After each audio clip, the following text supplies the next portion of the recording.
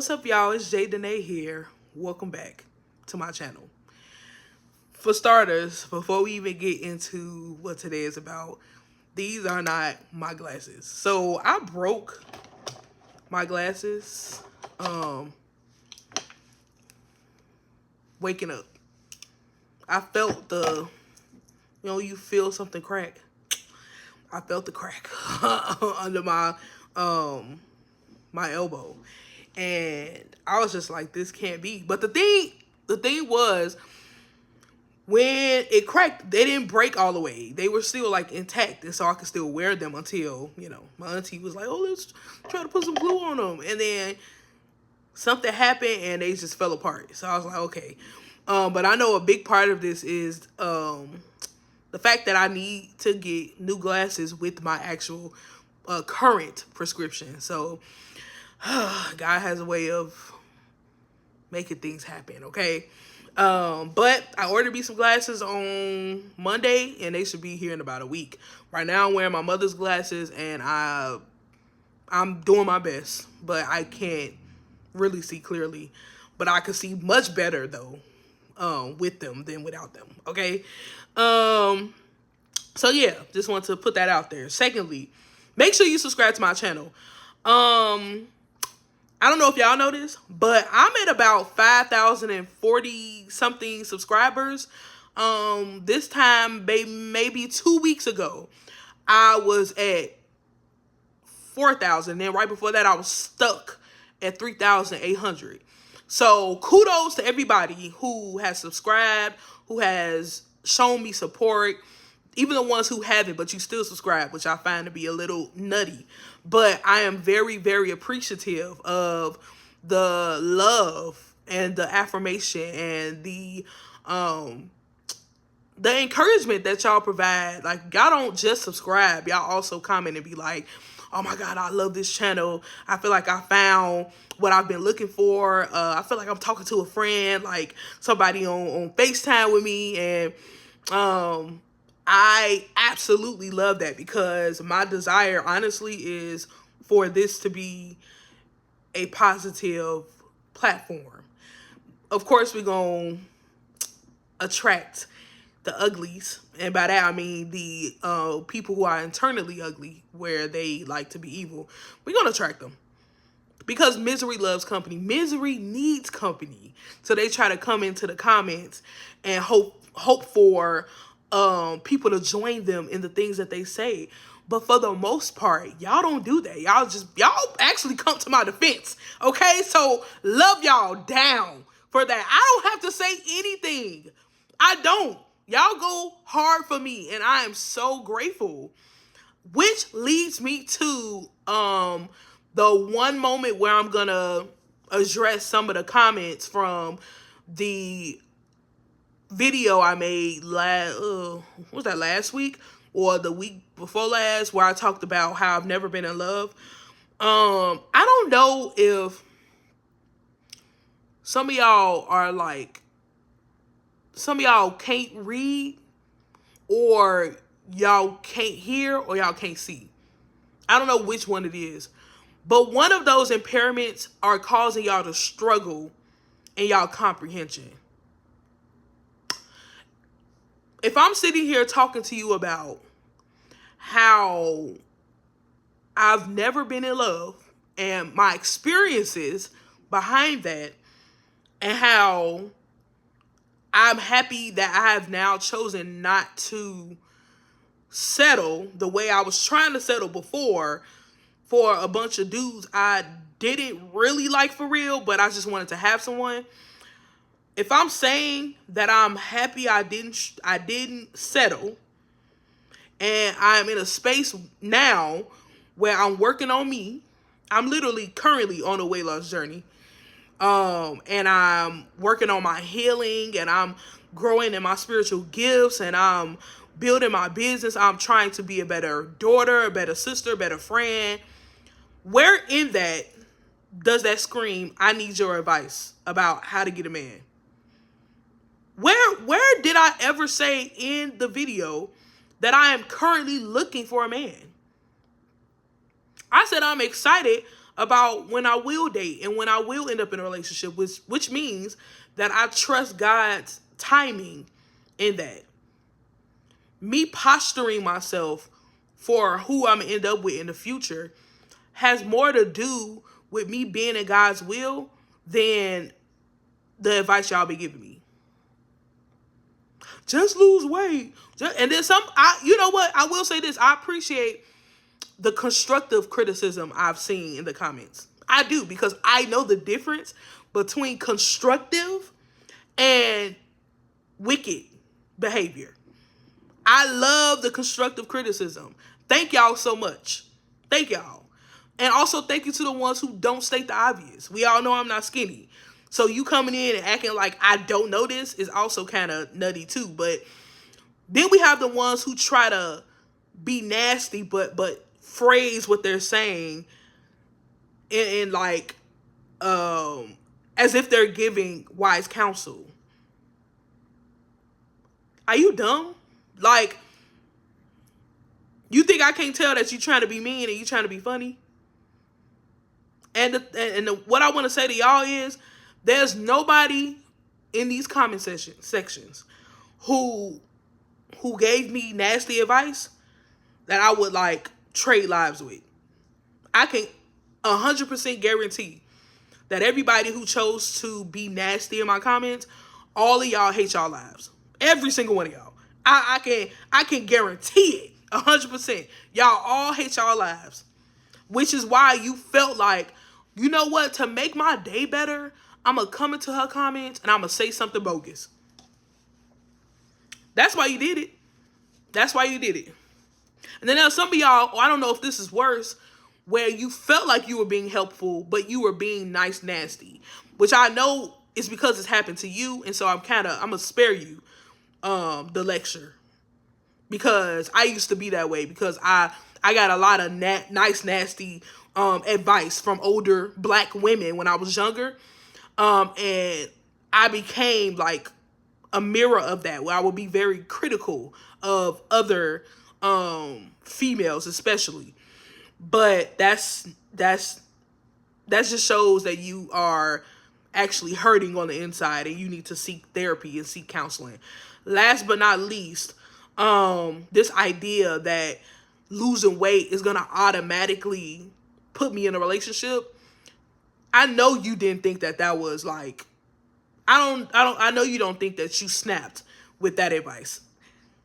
I know, and if you did, I admonish you to seek deeper. Like, look deeper. Look deeper. And see if there's more that you can give than that. Because you're implying that skinny people have it easy. And they don't. I can give you about 20 people, 20 women and 20 men right now who are struggling in the dating pool. Because there are dysfunctional people out here flooding the dating pool, lying about what they want, getting what they want out of somebody, and then dipping and ghosting people. There are women who are being abused, men who are being used. And they're all aesthetically pleasing, okay? To y'all. They're conventionally attractive and they're still being hurt. So that debunks whatever you were trying to prove in my comments. But I've chosen again to not go back and forth with y'all, like in writing, in the comments. My life is about to get a heck of a lot better, like in the days to come. And I'm not going to have time to be going back and forth with a bunch of people who choose to still watch me, but be mad. Yeah. And even the ones who have made whole monologues, I mean, they have built their content around criticizing content like this. They don't have original content. They base their content off of criticizing somebody else's original content. And they have an audience, which means that their audience is also not original either. Boring. So prayers up to those of you who are miserable. And I hope that my life inspires you to seek healing, because that's what I'm doing. And that's a heck of a lot better than what y'all are trying to do to improve y'all lives. So, yeah, thank y'all too. Sorry to spend 10 minutes of this fine video on that, but I had to get that out the way because I said I would talk about it. All right, moving on. So this video is about what my losses have taught me. I've experienced a lot of loss, family, friends, and I mean like death. I've been to so many funerals my whole life. I could remember my first one, and I know I went to a couple even before the one I remember, but the one I remember was at age 4, and I was turning 5 that year. When my great grandmother passed away, I remember being with her every day. Prior to her getting sick, like we were road dogs. I wish she could see me now, to be honest. But yeah, I remember that funeral. I remember the sadness, like at the funeral, and then the planning of it, the aftermath. I remember all of that.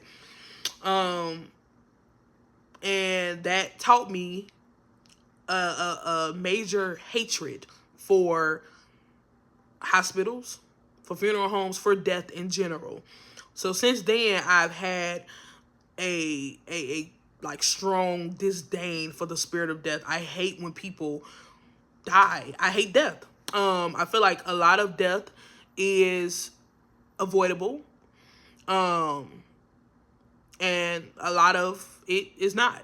But there have been plenty of situations in the past few years where I've lost people who should still be here, in my opinion.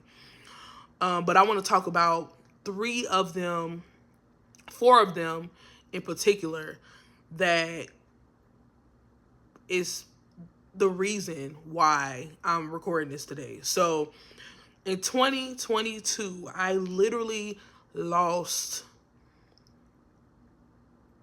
5 different men who played some kind of role in my life. One was a friend from elementary school. I think we graduated 8th grade together. We started in either kindergarten together or maybe 1st grade, and then we went all the way to 8th grade, graduated. I didn't see him no more after that, but we did add each other on Facebook, and I saw how his life was playing out. He saw how mine was playing out. But we were pretty cool in elementary school. We were pretty cool. But then I think I might have been aware of the heart condition he had, but it had gotten worse over the years. And then he passed away at 27. Another friend passed away. It might have been linked to COVID. I'm not sure. But he had chest pain, and then he passed away within a week. And then another friend who collapsed on the way to his apartment, found out that he had a heart condition. So that's 3 heart conditions. Another person in my life, heart attack. And then the final one that wore me clean out, that I'm still struggling with, honestly, was my Uncle Lloyd. My Uncle Lloyd was basically like my grandfather to me, because like at that point, one of my grandfathers had already passed away from cancer. But my other grandfather, he lives in Michigan, and while I love him like a lot, I don't see much of him. I never really saw much of him. I just maintained a relationship with him. But my Uncle Lloyd was the one who was just like always there. He is my grandmother's older brother. Yeah, he's just always, I always felt like he was raw. Like he could play the organ, the keys, he could sing, and he was just a determined individual and had a great work ethic. Respected, smart, just all around a great person. Had his flaws, but to me that didn't take away from the type of man he was in my life. But in 2022, my grandmother texted us saying he passed out. And then, yeah, a couple of hours later, I got a text that he was gone. So that shook me up. And so in the midst of losing all these different men from heart problems, of course, I didn't even try to figure it all out or process it. I was just like grieving it all. Like, man, just one man after the other. Like, what's happening here? Yeah, that was a toughie. But I'm now in a season where I am able to connect the dots. And I'm aware that a couple of those were like literal physical heart conditions that either went unnoticed or were simply ignored.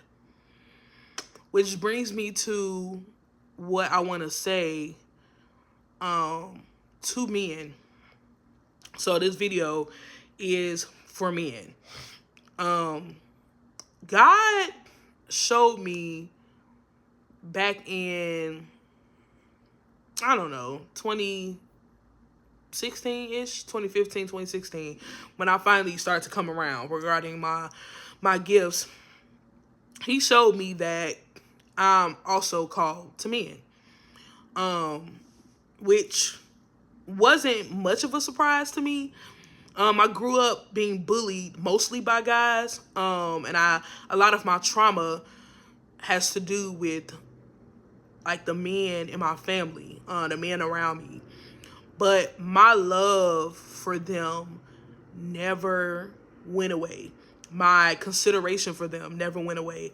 I spent a considerable amount of time in prayer for the men around me because I don't know, like I just felt this pull to fight for them in the spirit. And I did. And then I found that a lot of guys would confide in me about things that they felt ashamed about. Like I knew a lot of their real thoughts about things, even down to who they were dating. And I would just be like, that's rude that you feel that way and won't tell her. But overall, I was grateful that they found some type of space to be able to unload their thoughts and their concerns. It took me a while to mature in a way that would allow me to build boundaries, and so that the wrong connection wouldn't be created. You know, sometimes like, and I actually saw this, I don't know if y'all ever seen the movie Temptation, but that moment where Brandy was comforting Lance Gross and he tried to kiss her and she was like, oh, you grieving. Like that type of maturity. Like, this is simply for emotional support and for friendship or like spiritual covering. But being mature enough and disciplined enough to know when the lines are being blurred.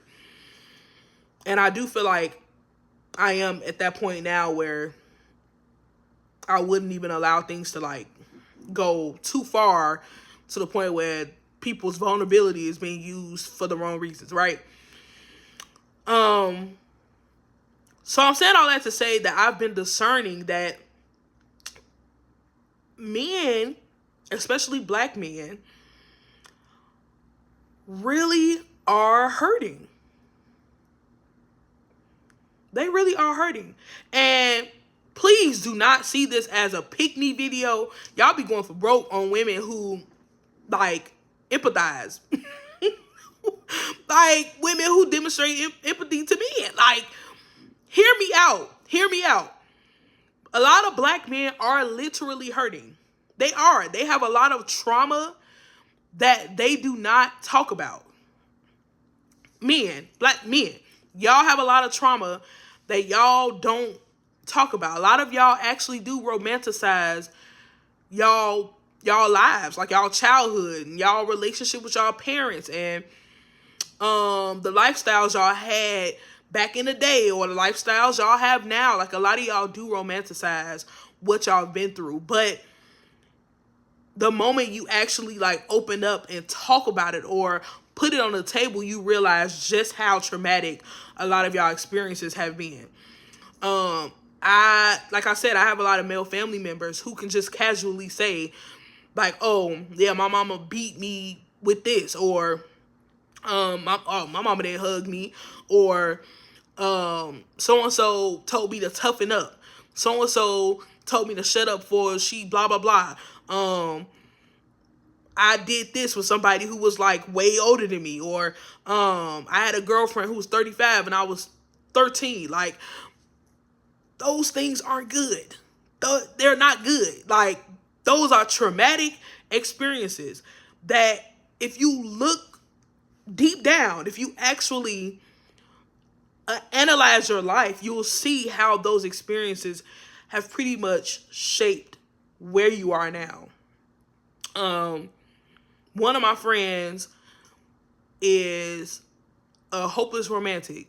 He falls in love fairly easily in his perspective. But when he talks about his experiences growing up with his mother and the lack of anything in their connection, I see that he had been yearning for affection for years. He had wanted for his mother to hug on him, to tell him that she cares, to affirm him. Like he had been pretty much chasing his mom for the entirety of his childhood. And then he made it to an age where he felt comfortable enough to pursue other women. And when the chase like would initiate, something would ignite on the inside of him. And so he was actually fueled or affirmed by rejection. Like, oh, if she making it hard for me to run after her, then surely she must like me. So for a lot of y'all, rough experiences from the past have taught y'all the wrong things about life, about relationships, about connection, which may play a reason or play a role in why dysfunction or toxicity can seem alluring. And women can attest to this too, of feeling like, ooh, I like, a little chaos because it ignites something on the inside of you. It makes you hot and bothered when something is a little difficult in your romantic relationship, which is not healthy. It's not healthy. It's actually stress inducing, and which means that it's unhealthy. And it can have long-term negative effects on you mentally, spiritually, and physically. You ever wonder why you look at certain people's pictures, like people who seem to be aging a bit quickly? Yeah, it's because it's like the impact of what they've experienced but not dealt with is starting to take a toll on them in all aspects. So men, I really want y'all to find a safe place. Like a safe place where you can be vulnerable, where you don't have to be everything that society expects, or you don't have to be what your relationships expect, or what your trauma has taught you. You don't have to always be overly masculine. You don't have to always be tough. You don't have to always suppress your emotions, because suppression literally causes whatever is resting on the inside of you to fester.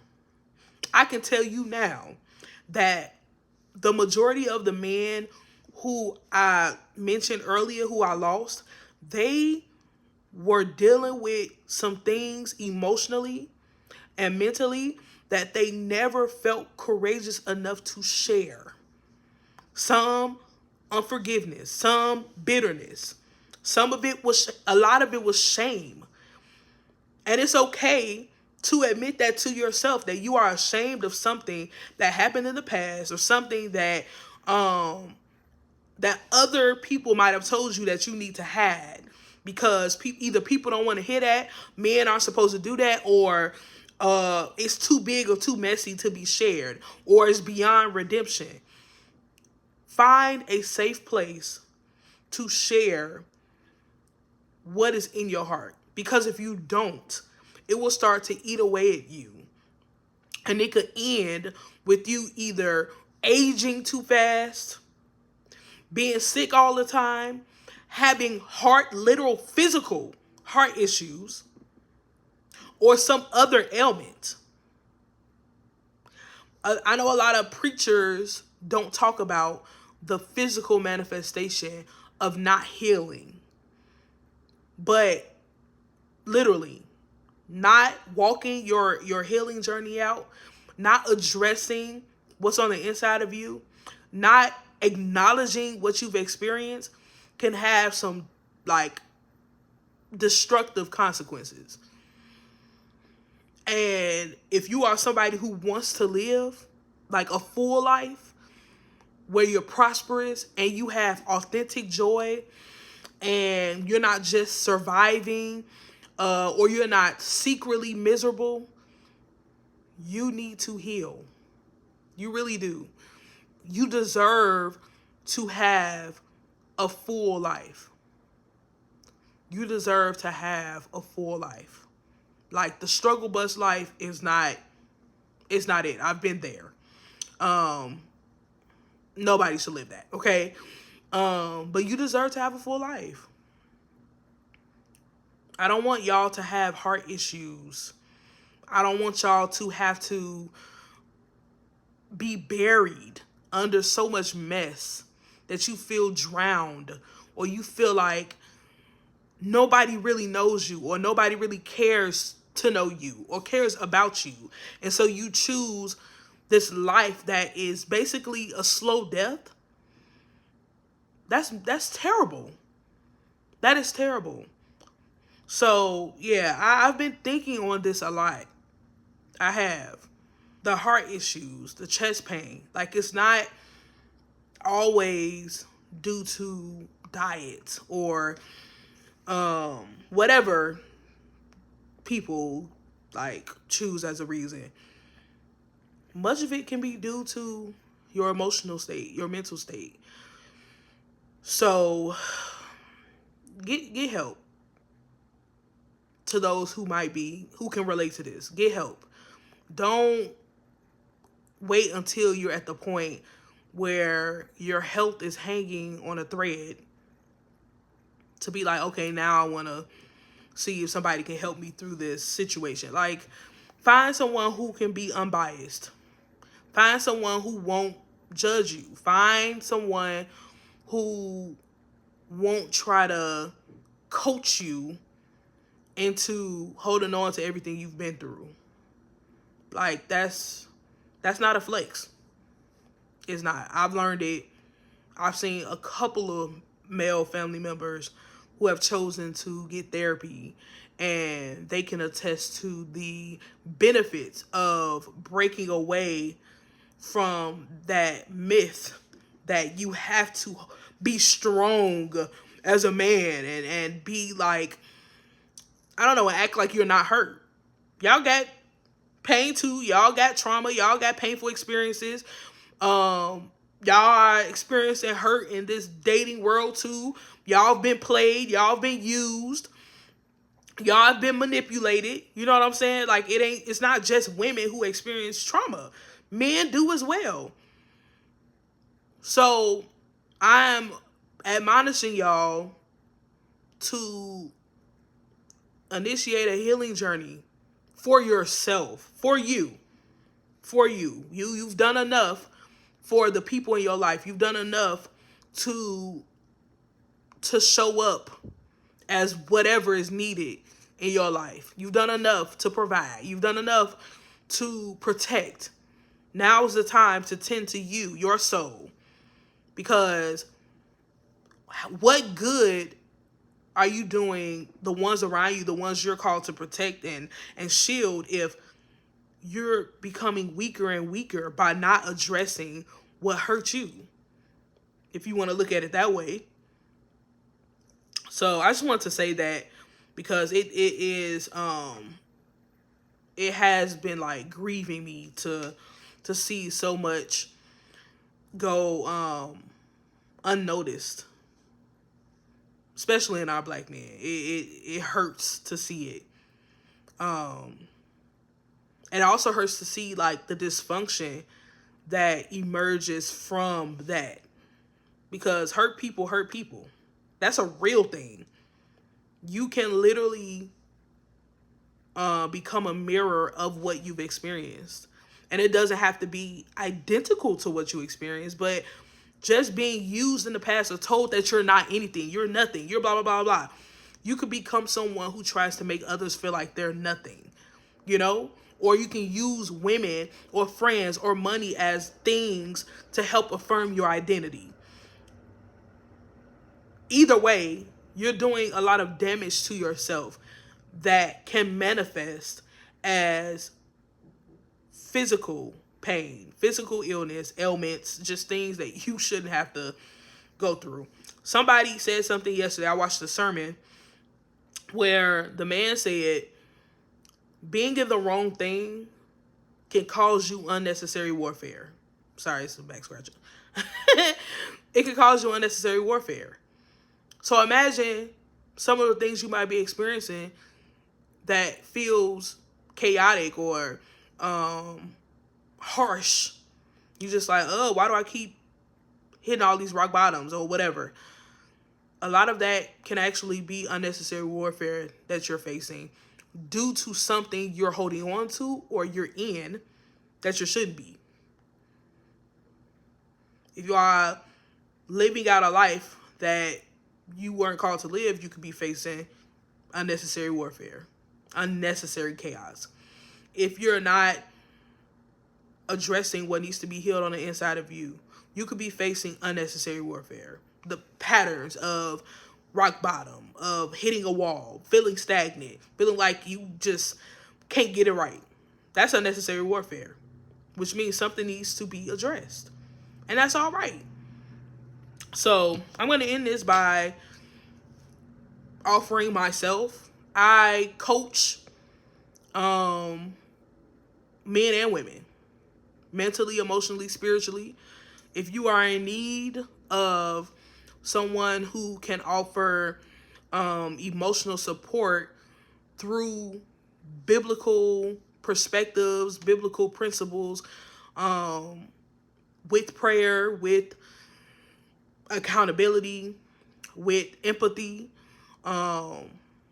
me being trauma informed and being a certified grief counselor, I can absolutely offer you support in your journey. Just comment down below or hit me up on Instagram. Like, don't be ashamed of your need for assistance. Many people from my past and currently can tell you that time with me, you will feel free. Ooh, that's good. But for real though, like my interventions are very unique. My strategies are unique because they combine spirituality and psychology. So definitely reach out. Reach out. Do not feel ashamed of your need for help. I love y'all so much, for real. I feel like I'm a girl's girl, but I advocate for men too. Because I want us all to be healed. For real. Like internally, externally. I want us to be healed. Hello. But yeah, I love y'all so much. I hope y'all having a great week, for real. And I'll see y'all later.